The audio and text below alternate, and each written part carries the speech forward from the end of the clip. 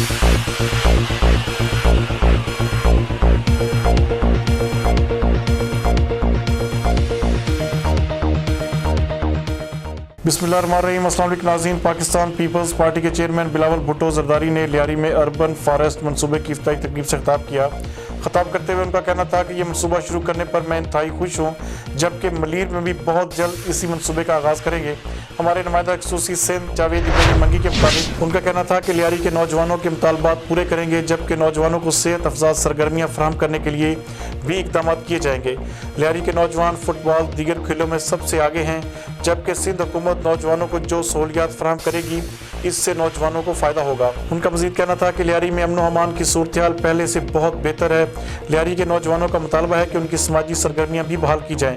Urban forest मनसूबा उस वक्त कामयाब होगा जब लियारी के लोग उसका साथ देंगे। उन्होंने कहा कि बेनज़ीर भुट्टो के फ़लसफ़े पर अमल करके लोगों के हकूक़ के तहफ़्फ़ुज़ की ज़रूरत है। हम आवाम के हकूक़ के लिए जद्दोजहद करेंगे और गरीब की आवाज़ बनेंगे।